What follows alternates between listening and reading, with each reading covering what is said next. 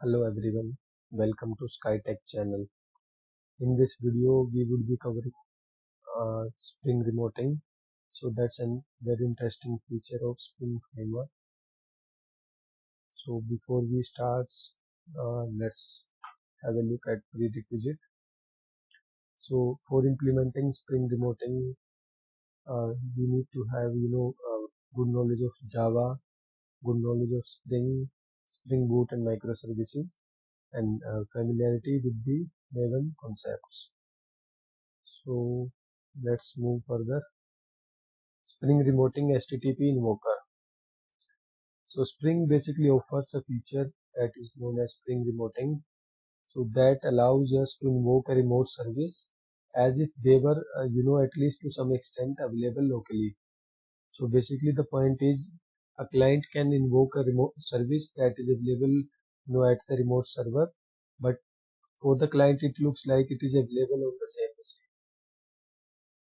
And it leverage Java serialization and HTTP to provide remote method invocation between client and server application. So let's have a look at the key points. So why we should go for HTTP invoker. So we already have, there are lots of ways of making HTTP call like Spring REST client, and there are many more. So let's have a look. This approach allows clients to communicate with the service via HTTP without the client core requiring any knowledge of HTTP being used. So that's the major benefit. So here, client can invoke the service without making a HTTP call. So that magic is done by the Spring behind the scene. For the client sees only Java code and normal business related Java objects rather than HTTP specific objects. So for the client, it's like it's calling a method rather than making any HTTP call. So and for implementing HTTP invoker, there is a requirement like Spring and Java must be there on both server side and client side. If these particular requirements are met, HTTP invoker can be applied very easily. So let's have a look at the service definition. Let's consider a system that allows users to book a ride. So we decide to have two different applications for this purpose. There is a booking application that checks if a ride request can be processed or not. Another application, so that could be UI based application that allows users to book a ride. So for making use of Spring Remoting HTTP invoker, so first we need to expose the service object. For exposing the service object, so on the server side, we need to have a bean of type HTTP invoker service exporter, which has two properties. So first is service. It has a reference to service object, and another is service interface. So we need to specify the interface class. And now we need to link the service at the client side. For linking the service at the client side, we need a bean of type HTTP invoker proxy factory bean. So it has again two properties. The first is service URL. So we need to specify the URL for the service, and another one is the same service interface. So let's have a look at the coding part, how we can make use of Spring Remoting HTTP invoker. Okay, so here I have already created three projects. One is Spring Remoting service, remoting client, and remoting service. Server. So this service has the basically the interface which would be used by both client and server. So cab booking service is the interface. It has a method book ride, and it returns an object of a booking class and throws booking exception. So let's have a look at the booking class. So it's a simple Java object that is realizable, and it has a booking code as a property. So, and let's have booking exception. So that is a just checked exception. And this, Spring Remoting service, we have configured it to be exported as a jar file, and that jar we are adding as a dependency to both client and server, so that this service is available at both client and server side. So let's move to the server side code. So here we have server. So let me tell you, both client and server are microservice applications. So that's why I had already specified the prerequisite.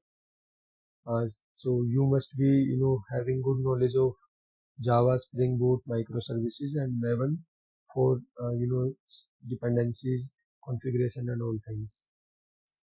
So in this remote server, let's have a look at the home.xml. So here we have added this dependency, so that jar would be included, and the service is available. So let's have a look at the coding part. So one more thing, when we create a microservice, so by default, port is assigned as 8080. So here we have two microservices, client and server. So we need to specify different ports for both of them. So for one of them, we could have kept 8080. So let's see how to override the port. So in the microservice application, this is the uh, package structure. So here in the resources, we have application.properties. So in this, we can specify server.port. This is the property, and if we specify this property, so default 8080 port would be overridden by 8082. So whatever we specify here, that would take precedence over the default port. Okay, let's have a look at the actual code. So cab booking config. So as I told you, like we need to have a bean of HTTP invoker service exporter, and which takes two properties, so service and interface. So let's have a look at this exporter.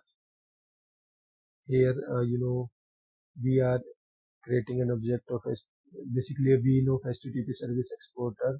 We are setting the service and service interface, and for this service we have declared a bean annotated method. So we are getting cab booking service, and we have used qualifier annotation here, so that this bean is auto wired here. So let's have a look at the implementation. So this is the implementation class for the cab booking service interface, and we are overriding the book ride method. And so here is the logic. Basically, we are generating a random number. If it is less than 0.3, then we are throwing a booking exception, like we could not find a ride for you, please try after some time. And if a number is greater than zero point 0.3, then we are creating a random booking ID, or we can say booking code, and then we are returning the booking object. So let's start the server application. For starting the microservice, you can simply open this application file and run as Java application.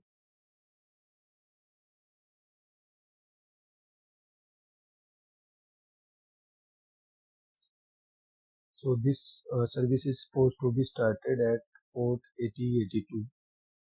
So we can check that at logs in the console. So here port number is printed as 8082. Now let's move to the client side. So here we have exposed the service. Now it's time to link to the service. Here again, I have specified the port and I have configured the URL in the properties file. So that URL we would be setting in the wheel, and in the maven form.xml we have specified the dependency for that service. So here we have specified the dependency. Let's close this file and let's have a look at the configuration. So here we are using iterate value. So this is for picking up the particular value from the properties file. And here we are creating a HTTP invoker proxy factory wheel, and we are setting the service URL and the service interface. So for we were talking about client application could be a UI app. So we have declared a booking controller. So from any application like Postman, we can access this controller. So we have declared a method with get mapping. So this takes only pickup location and then calls the service. So this is actually making a call to the service, and here we can see like we are not making any HTTP call, or we are not writing any HTTP specific code. So Spring Remoting is taking care of everything. So that matching is done by Spring Remoting HTTP invoker. And here we have exception section as well. We have a custom exception handler, and we are using controller advice. So this is basically a way of handling exceptions. So in microservice architecture, using controller advice, we can declare centralized exception management. An exception thrown by any controller can be handled. So we need to have a particular method for handling that exception. Like for booking exception we have one, for then all exceptions we have one, and when exception is thrown we are simply creating error response. We are setting a message like no caps available, and we are specifying the details. So error response has message and details. So it's time to start the client application.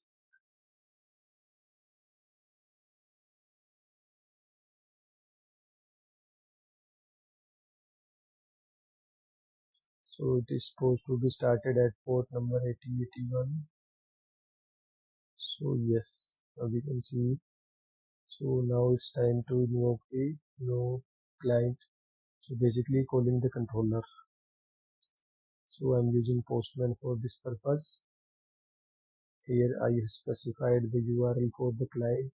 8081 is the port, app/booking, and then pickup location.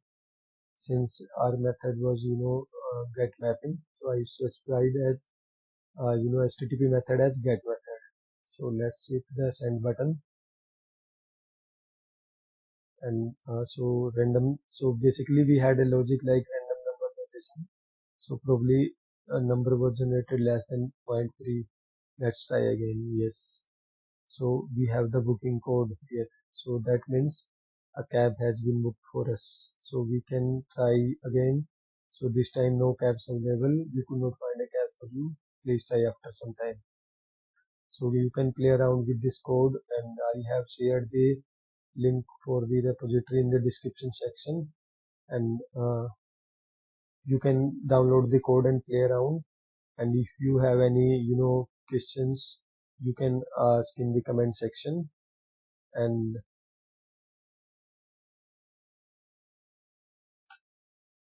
if you have any suggestions and feedback, so we are welcoming suggestions and feedback. Please do subscribe our channel and watch the videos till end, and like the videos. And I'll be sharing a link to another videos in the description section. So please do watch those videos as well. And particularly if you want a specific topic to be covered, so you can ask for that topic and we would be happily releasing a video on those topics. Thank you so much.